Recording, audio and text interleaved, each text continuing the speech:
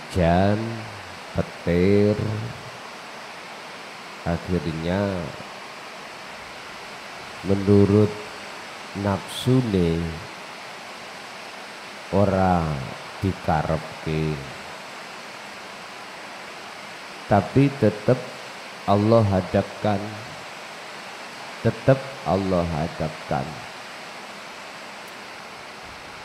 berkenaan dua hal inilah siapa di antara manusia itu yang bisa menjadikan sebagai jalan yang lurus, itu siapa?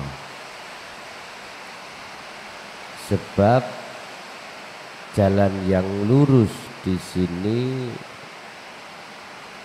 akan bisa dijadikan sebagai lintasan untuk bertemu Allah. Nafsu biasanya nggak mau. Nafsu biasanya nggak mau.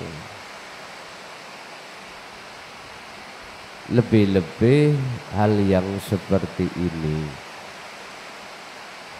Tapi ketahuilah bahwasanya untuk menemui Allah itu di berbagai jalan.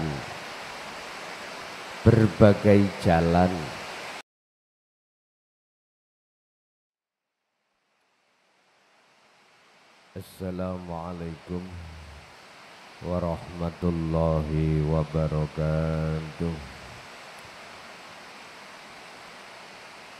Ila hadratin Nabil Mustafa Rasulullah sallallahu alaihi wasallam wa ala alihi wa azwajihi wa dzurriyyatihi wa qarabatihi wa ali baitihi wa ashabil kiram wa ila jami'il anbiya wal mursalin wal awliya was syuhada was salihin wat tabi'ina salihina ila yaumiddin wa ila jami'il abaina wa ummatina wa azdatina wa masyayikhina wa auladina wa azwajina wa dzurriyyatina wa ahli baitina wa jami'i man tabi'ana lahumul Fatihah.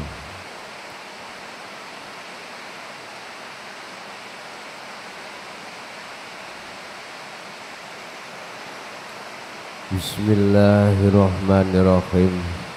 Hamdan yuwafi ni'amahu wa yukafi majidah. Ya Rabbana lakal hamdu kama yanbaghi li jalalih. Asyhadu an la ilaha illallah wa asyhadu anna Muhammadan abduhu wa rasuluh. Allahumma salli wa sallim wa barik alaihi wa ala alihi wa ashabihi ajma'in, amma ba'd.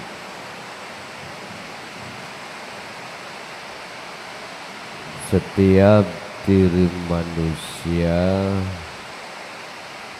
akan Allah hadapkan bermacam-macam keadaan. Ada keadaan yang sesuai dengan apa yang diharapkan oleh manusia. Ada keadaan yang nomor dua tidak sesuai dengan keadaan yang diharapkan manusia. Urupna iki, gedekna iki gedekna.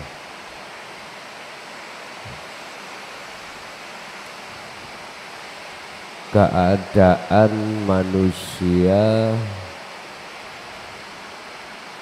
yang sesuai dengan sifat basariyah, ada yang tidak sesuai dengan sifat basariyah. yang sesuai dengan sifat basariyah itu biasanya disukai oleh nafsu. Yang tidak sesuai oleh sifat basariyah itu biasanya keadaan yang tidak menyenangkan di dalam hati. Seperti contoh keadaan yang seperti ini, hujan, petir, akhirnya menurut nafsune ora dikarepke, tapi tetap Allah hadapkan,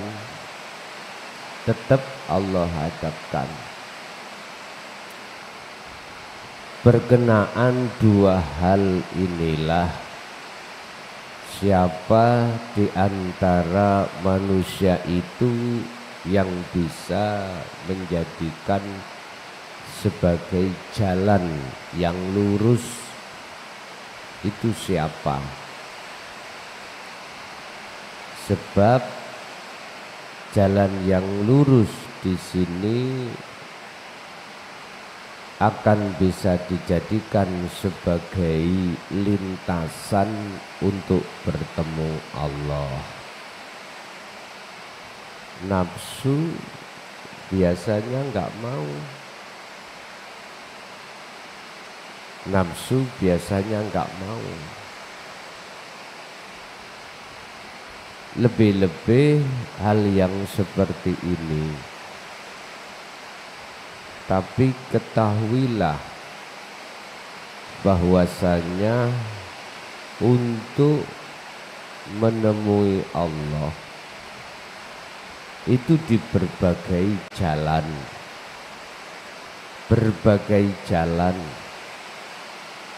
Ada jalan yang tidak disukai nafsu, ada jalan yang disukai. Sementara jalan yang disukai nafsu itu kelihatannya, tapi sebetulnya membahayakan bagi satu hati seseorang jikalau tidak waspada, jikalau jalan yang disukai nafsu tersebut. Tadi saya katakan di depan bahwasanya perkara-perkara yang Allah hadapkan yang sesuai dengan sifat basariyah yang disukai nafsu, ini pun juga nafsu berupaya untuk hati manusia lalai daripada itu, lalai terhadap Allah. Tentang hal ini Allah sampaikan di dalam surah Ali Imran ayat 51. Bismillahirrahmanirrahim. Innallaha sak temene Gusti Allah iku Rabbi pangeran ingsun wa rabbukum lan pangeran sira kabeh. Oleh sebab itu fa'budu mongko do nyembah sira kabeh hu ing Allah. Hadza utawi menyembah atau fa'budu iku siratun ana siji dalan mustaqimun kang jejeg. Artinya apa? setiap jalan yang disukai atau tidak disukai nafsu, di situ ada jalan yang lurus untuk bertemu Allah. Lah, disinilah Bapak Ibu akan kita dihadapkan siapa di antara manusia yang bisa menjadikan itu sebagai jalan yang lurus. Di sini Allah memberikan tanda-tanda. Di antara dua manusia, satu bisa menjadikan sebagai jalan bertemu Allah, yang kedua tidak bisa dijadikan sebagai jalan untuk bertemu Allah. Ada dua golongan. Golongan pertama, bagi orang-orang yang bisa menjadikan sebagai jalan untuk bertemu Allah sehingga disebut sebagai Shiratal Mustaqim, yaitu para hati kekasih Allah. Siapa hati kekasih Allah itu? Yaitu mereka-mereka yang tidak memandang sisi makhluknya, tapi memandang dari sisi Allahnya. Yusahiduna annal fa'ila huwallahu ta'ala. Jadi hatinya merasakan kehadiran Allah di dalam seluruh jalan tersebut dengan bentuk segala sesuatu yang berhubungan dengan jalan tersebut tidak ada lain kecuali dirinya Allah sendiri. Sehingga hati para kekasih Allah ini tidak mudah untuk terpengaruh terhadap apa yang Allah hadapkan dua jalan tadi, yaitu Shiratal Mustaqim yang disukai oleh nafsu dan tidak disukai oleh nafsu. Itu yang pertama. Terus yang kedua, golongan yang kedua disukai atau tidak oleh hawa nafsu, mereka itu nggak bisa menjadikan sebagai jalan untuk bertemu Allah, nggak bisa. Karena apa? Seluruh ahli hijab itu Bapak Ibu selalu memandang bahwasanya sumber persoalan itu dari makhluk. Jadi betul saged, tidak bisa baik jalan yang miturut nafsu ikut disukai atau tidak disukai oleh sifat basariah kita, tetap nggak bisa. Sehingga kalau boleh saya simpulkan, ibadah baik secara murni atau tidak murni, para kekasih Allah itu sudah nggak ada bedanya. Beliau selalu menjadikan dua macam ibadah tersebut bisa untuk bertemu Allah. Inilah yang disebut Shiratum Mustaqim. Sirat jalan, mustaqim yang jejak alias tidak kanan tidak kiri, lurus. Tapi bagi golongan ahli hijab, dia nggak bisa. Apapun bentuknya ibadah murni, lebih-lebih tidak murni, tidak akan pernah bisa untuk menjadikan sebagai jalan bertemu Allah, nggak bisa.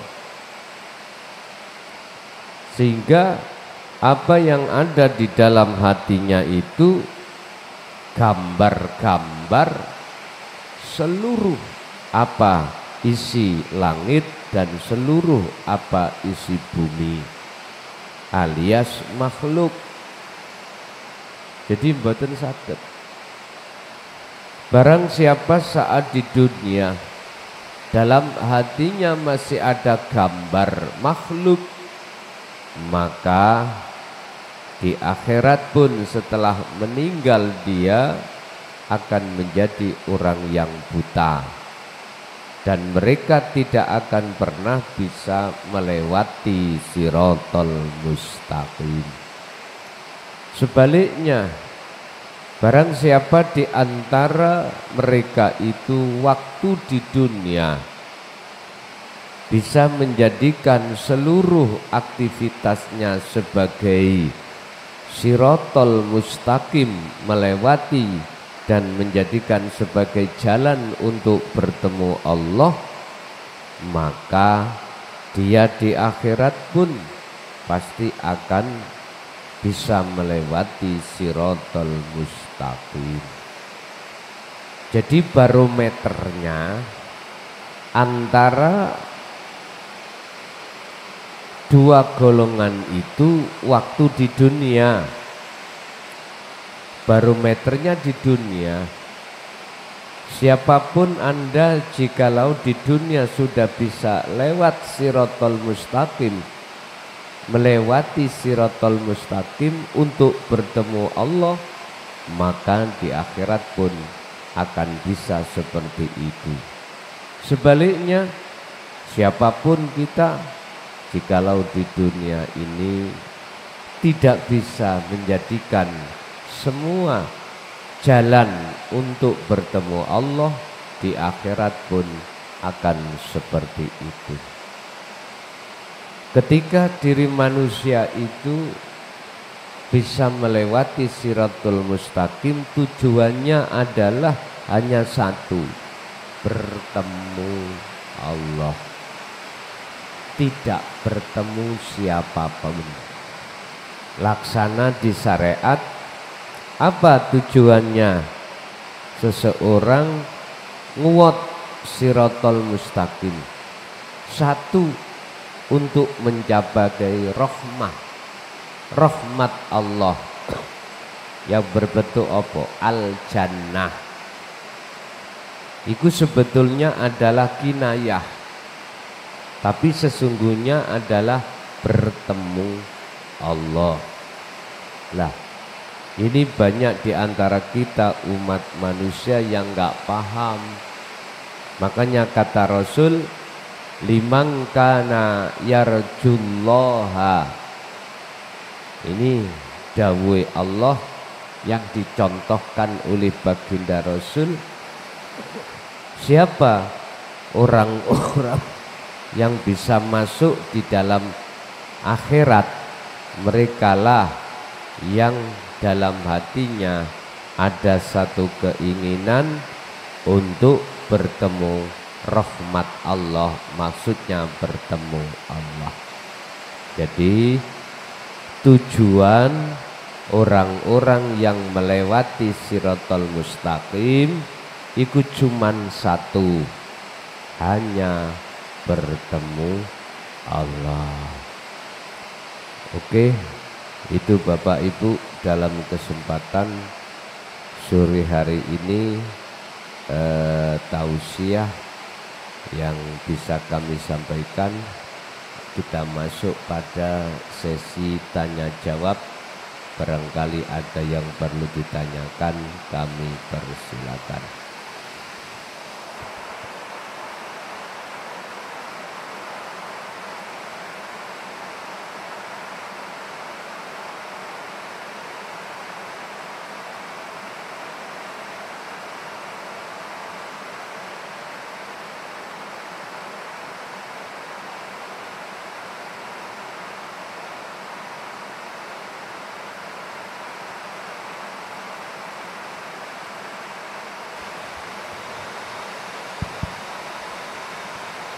Assalamualaikum warahmatullahi wabarakatuh.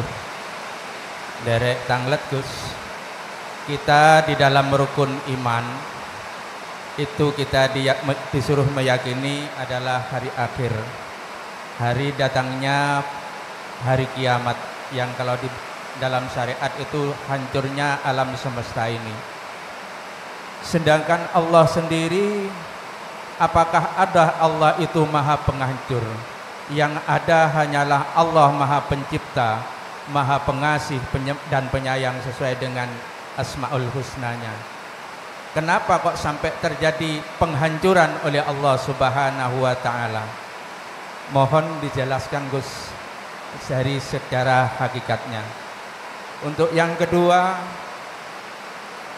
ini pengalaman pribadi ketika bermeditasi. Ketika bermeditasi, saya itu ada di alam cahaya. Cahayanya itu tidak putih, tidak kuning, cahayanya bening dan saya sendirian di situ. Yang ada hanya cahaya bening dan saya di situ tidak bisa berkata apa-apa baik secara zahir maupun batin. Yang ada hanya ketenangan, kebahagiaan. Apakah itu yang dinamakan alam musyahadah? Matur nuwun atas penjelasannya. Assalamualaikum warahmatullahi wabarakatuh. Waalaikumsalam warahmatullahi wabarakatuh. Mengapa Allah bersifat kasih sayang kok ada terjadinya penghancuran? Apa maksud daripada semua ini? Bapak Ibu hadirin rahimakumullah. Wa minan nasi may yaqulu amanna billahi wa bil yaumil akhiri wa ma hum bimu'minin. Sebetulnya banyak di antara golongan manusia yang lesannya itu berkata, aku beriman pada Allah dan juga beriman terhadap hari akhir. Tapi sesungguhnya mereka itu wa mahum bimu'minin. Mereka enggak beriman. Dia hanya beriman secara syar'i, secara syariat tok, di lisan saja. Buktinya dia beriman secara lisan, menjalankan seluruh hukum syariat. Tapi sebetulnya hatinya tidak beriman. Buktinya ketika saat apa yang Allah hadapkan di dalam setiap aktivitas apapun, hatinya masih ada iman selain Allah. Artinya sesuatu yang disamakan terhadap Allah. Ini kan jelas diindikasikan perbuatan syirik toh. Syirik. Contoh, kita menyamakan Allah dengan kita.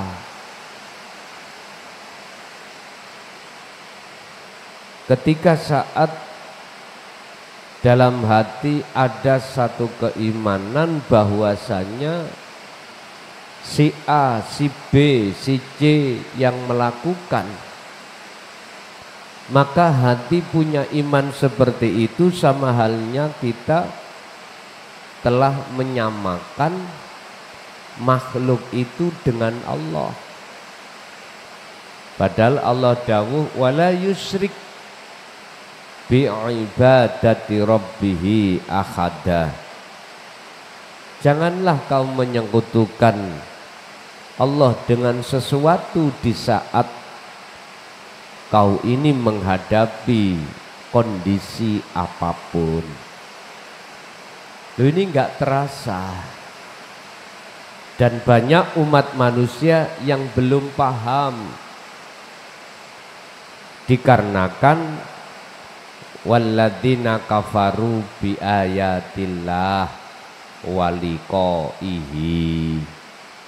Karena banyak manusia yang mengingkari atas ayat-ayat Allah. Yang kumaksud ayat-ayat di sini adalah ajaran yang mendidik hati kita untuk mengesahkan Allah.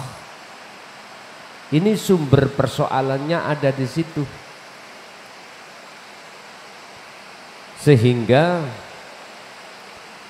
Allah mengapa kok menghancurkan hal seperti itu?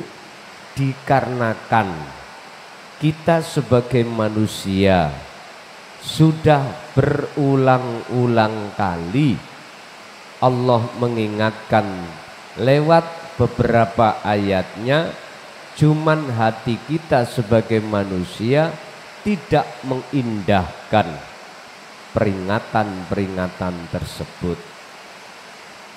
Ini seluruh umat, mulai zaman umat Nabi siapapun, Rasul apapun, pasti diperingatkan Allah. Pasti diperingatkan. Cuman manusianya yang tidak mau mengindahkan. Berarti munculnya penghancuran tersebut memang aslinya songko Allah, tapi miturut hukum sebab musabab itu dari diri kita sebagai manusia. Allah sesungguhnya enggak pernah menghancurkan terhadap kita manusia atau makhluk ini. Ini satu sisi. Tapi satu sisi lagi, di situ tersimpan kasih sayang Allah justru. Contoh, misalkan kita punya teman dekat pada kita, dan atau kita punya sesuatu yang kita anggap istimewa. Tapi ketika saat kita berhadapan dengan teman istimewa itu, justru menjadikan hati Anda ini berat berpisah. Berat berpisah. Ada cara jalan Allah untuk menunjukkan kasih sayangnya. Apa? Apa yang kita anggap istimewa bagi kita, itu Allah hancurkan dengan cara Allah sendiri. Akhirnya berpisah dengan kita. Lah, ini kalau jenengan memandang dengan sungguh-sungguh, itu bukan Allah menghancurkan tidak kasih sayang, justru kasih sayang.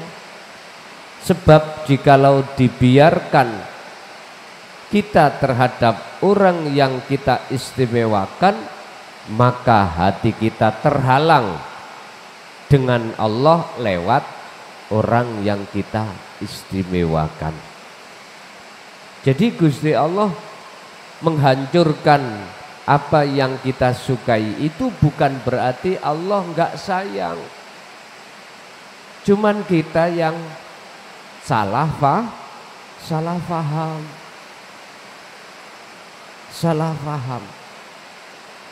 Mengapa kita dikasih sakit? Mengapa kita dikasih perekonomian kita itu jatuh? Jangan memandang satu sisi, pandanglah satu sisi ke depan.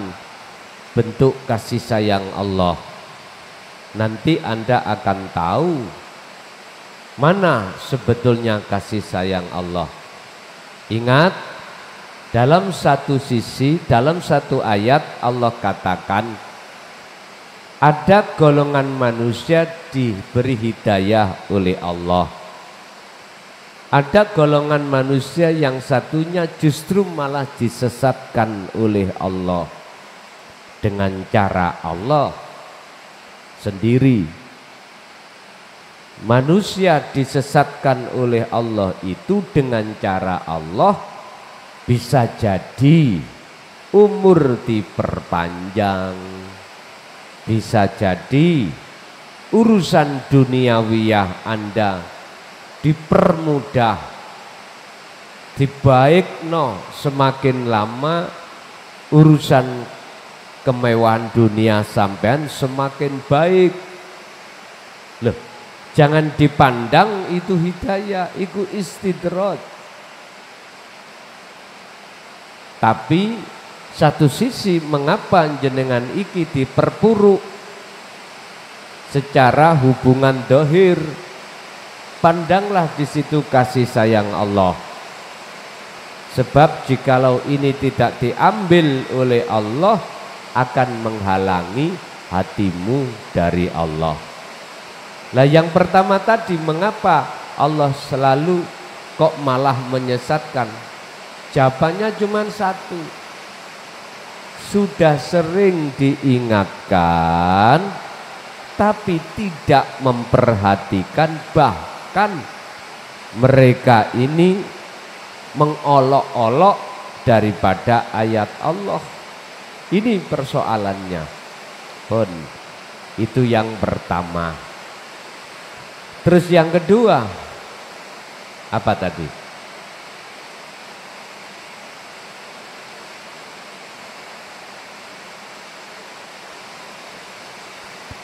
Ketika bermeditasi atau ada di alam cahaya. Oh tapi ya, cahaya. sudah. Gini, sisa ilin atau sisa lid ketika dia munajat atau kholwat, Allah kadang-kadang juga membuka pintu kasafnya di kasaf suwari untuk membuka pintu kasafnya di kasaf maknawi. Kadang-kadang enggak dibuka, kasaf suwari enggak dibuka, langsung dibuka terhadap kasaf maknawi. Kasaf suwari itu kasaf di mana urusan-urusan makhluk, contoh cahaya, itu makhluk. Apapun bentuk cahaya, hijau, merah, putih, semuanya kegolong gaibnya makhluk.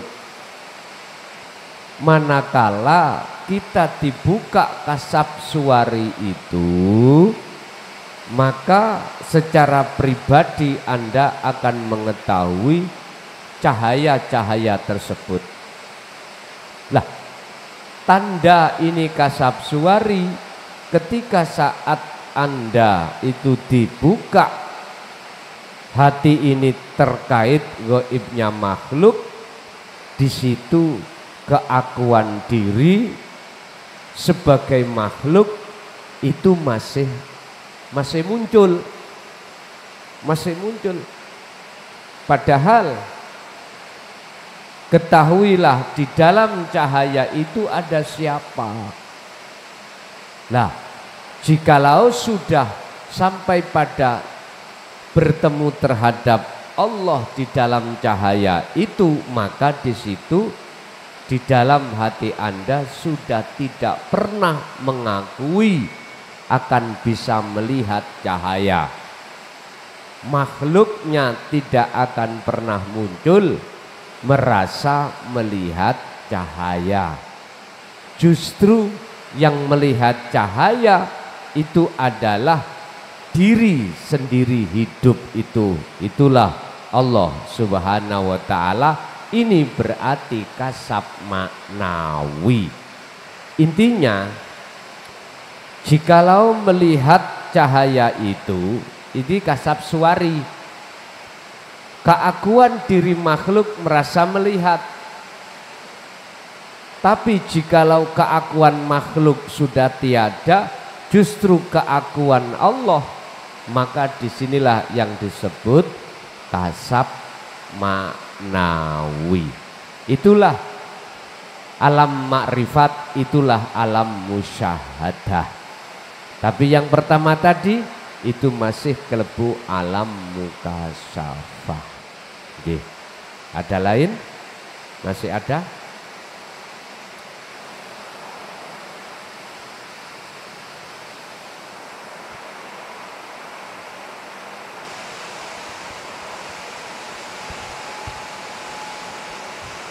Assalamualaikum warahmatullahi wabarakatuh.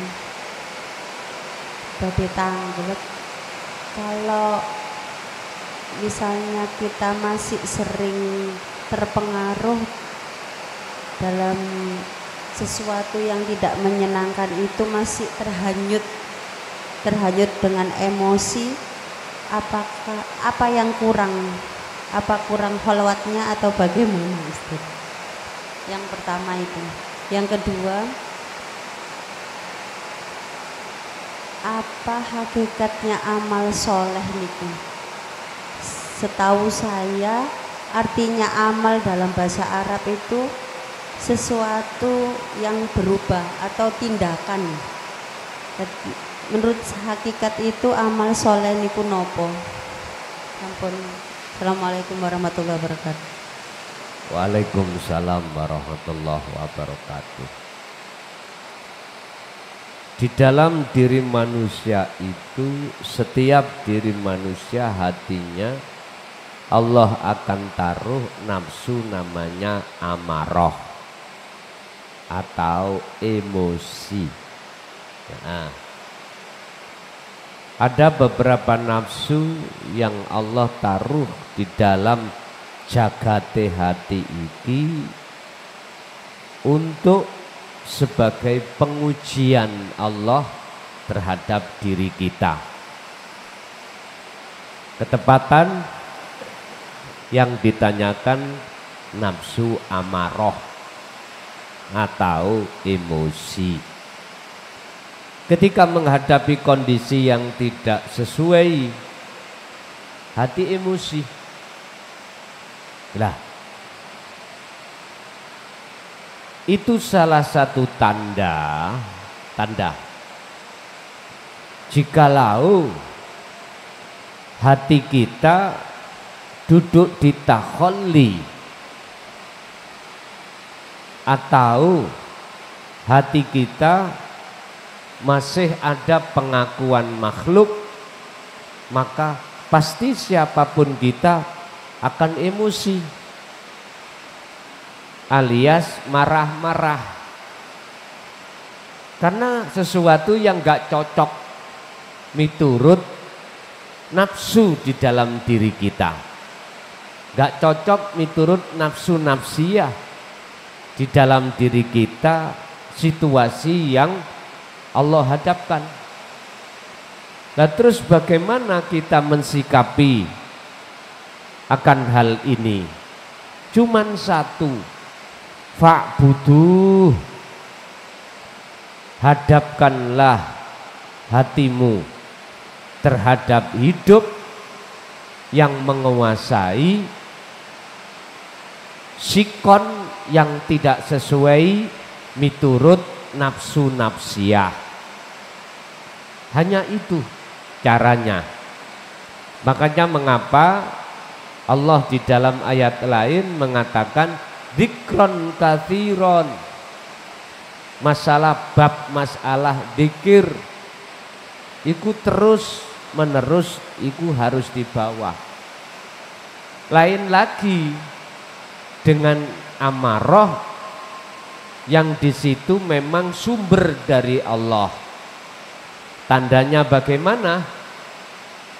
Hati Anda duduk di tajalli, keakuan diri tidak akan pernah muncul, maka di situ Ada istilah sifat qahr, sifat maksone Allah, sifat marah-marahi Allah. Ada. Cuman ini di dalam hati seseorang prosentasinya sangat sedikit. Sangat sedikit. Dan di dalam amarahnya Allah itu ada sifat rahmatnya. Contoh. Manusia itu sudah sering kali diingatkan oleh Allah melalui beberapa ayat-ayatnya, tapi masih bandel. Lah, di situ akan muncul sifat godop atau maksone Allah, muring-muring. Lah, niki Bapak Ibu, bentuk muring-muringe Allah itu, bentuk godobe Allah itu, jangan kita ambil dari satu sisi negatif. Sampai harus melihat sisi positifnya, sisi kasih sayangnya Allah. Sebab menungso iku kadang-kadang dikandani alus gak kenek, kudu dikandani secara kasar. Baru sadar. Nafsu itu kadang-kadang dijak alus gak kenek iku dijak kasar. Berarti sifat godobe Allah kudu metu. Pon, itu yang pertama. Yang kedua terkait masalah amal sing soleh. Sama, iki memandang dari kacamata mana? Kalau kacamata syariat ya fisik.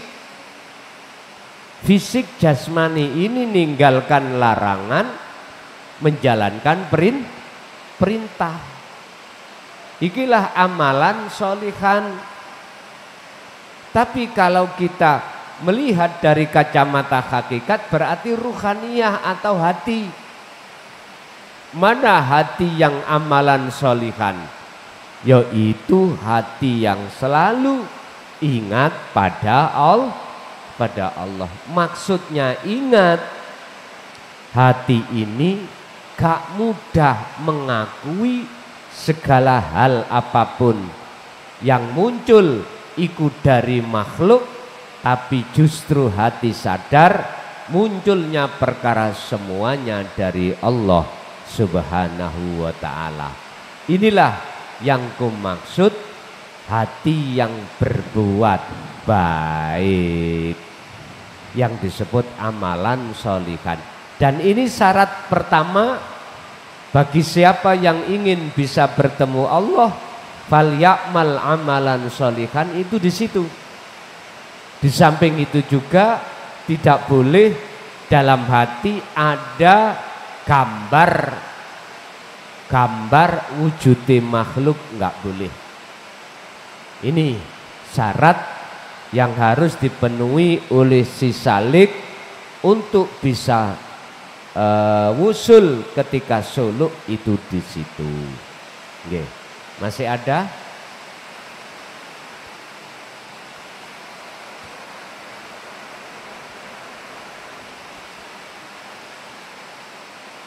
Sampun cukup?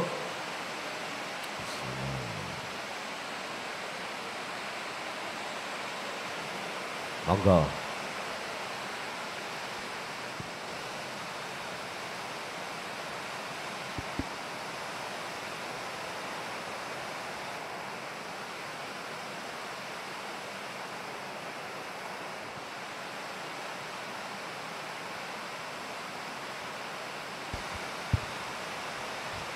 Assalamualaikum warahmatullahi wabarakatuh, Gus. Waalaikumsalam warahmatullahi wabarakatuh.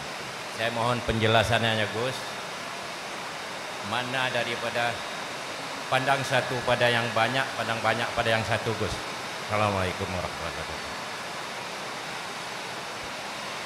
Gak jelas, Pak.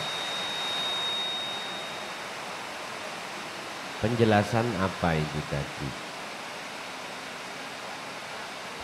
Penjelasan tentang apa? Kuping kula budek ora krungu.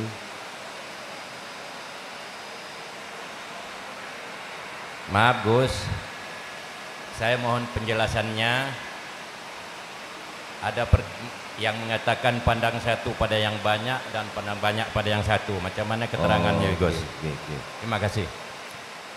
Suhudul waqdah bil kasroh.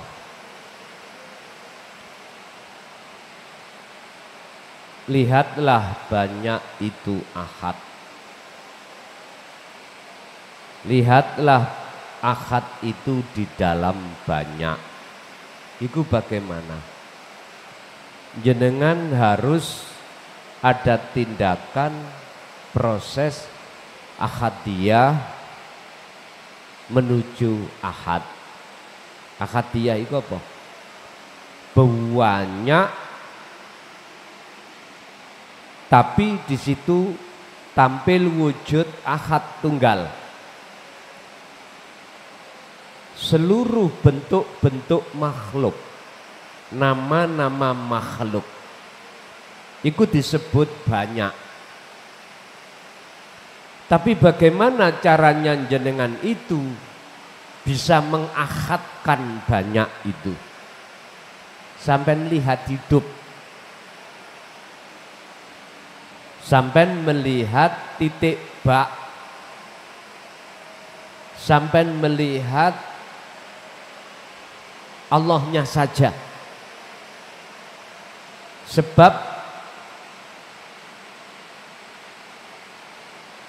innallaha bikulli syai'im muhit. Sesungguhnya Allah itu meliputi atas segala hal apapun. Lah, segala hal apapun disebut banyak. Nek jenengan melihat makhluknya mboten saged. Jadi makhluknya itu sampai ringkes. Itu berarti proses ahadiyah. Baru jenengan hanya melihat, memandang hidupnya. Kalau memandang hidupnya berarti ahad. Nah, inilah pandanglah satu di dalam banyak. Jadi jenengan secara fisik itu kita memang melihat berbagai macam corak yang tidak ada batasnya. Tapi hati jenengan harus memandang uripe.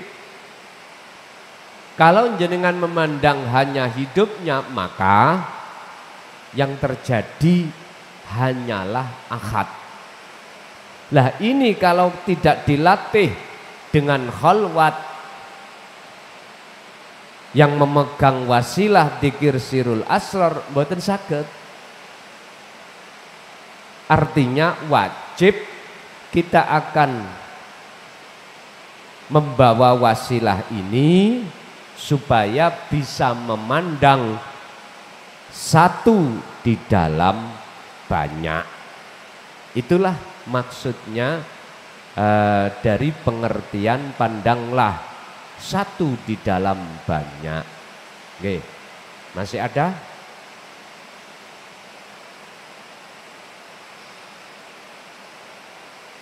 Assalamualaikum warahmatullahi wabarakatuh. Gus. Waalaikumsalam warahmatullahi wabarakatuh. Ini gimana penjelasan mengenai ini Gus?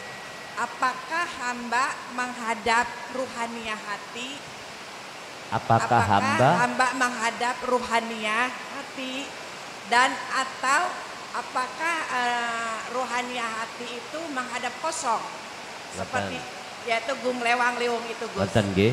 Dan ini juga mau menanyakan ini Gus, gimana nanti kalau ini Al-Qur'anul Qadim itu disampaikan kepada kita jemaah melalui kita kesini, kan saya jauh ya Gus ya di Depok.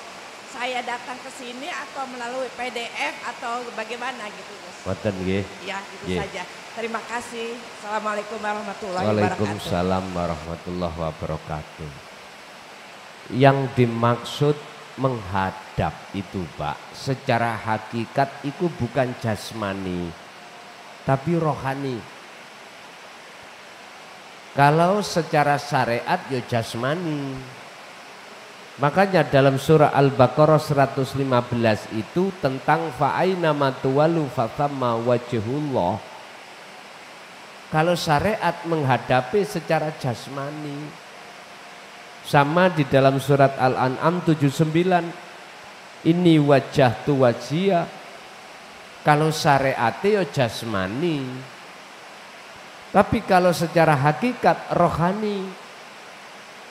Lah rohani ku menghadap yang mana? Yang disebut Allah itu betul. Yang diterka kosong itu.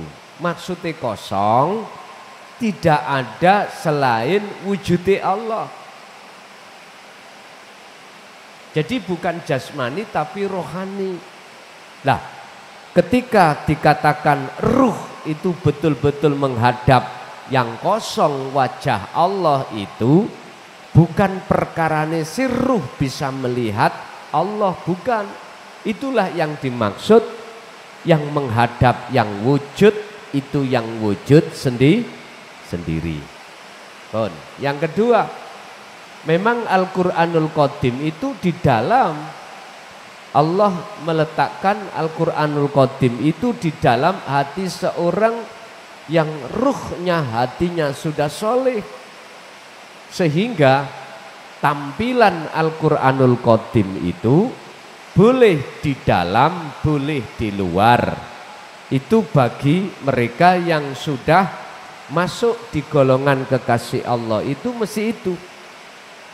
Tinggal kita itu ada di musyahadah mana. Sebab golongan kekasih Allah itu nek dikelompokkan menjadi dua.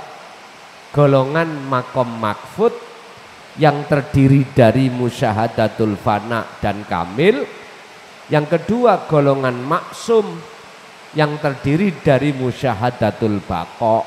Lah ini kita letak di mana? Kalau di bako maksum njaba jeruk selalu dipenuhi Al-Qur'anul Qadim, dan inilah yang nantinya yang sementara kita kaji secara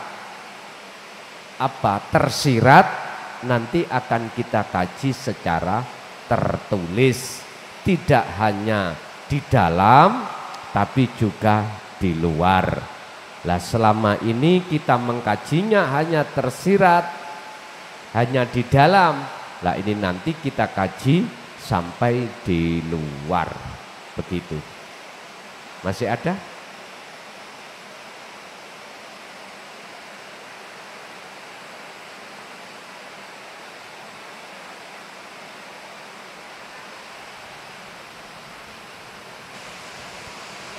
Maksudnya begini Gus, nanti penyampaian Al-Qur'anul Qadim itu penyampaian terhadap jemaah kita tuh melalui PDF atau agak didekatkan Bu. Maksudnya nanti penyampaian yang Gus sudah kan nanti kan Gus tahun 2025 kan nggak akan kemana-mana ya. Terus setelah Al-Qur'anul Qadim itu sudah ditulis, nanti disampaikan kepada kita nih, karena kan saya jauh ya Gus dari Depok. Apa saya ambil ke sini atau dikirim melalui PDF atau bagaimana? Itu ini, maksudnya Gus. Itu nanti urusan saya. Jangan terlalu jauh dulu. Oh, ya. Iya. Ya. Jangan terlalu jauh. Oh iya. Makasih ya Gus. Mohon maaf. Makasih. Oke.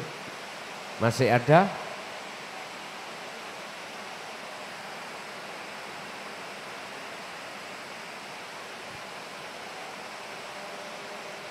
Kalau nggak ada, kita tutup.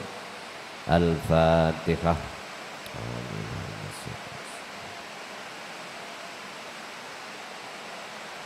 Akhirul kalam. Assalamualaikum warahmatullahi wabarakatuh.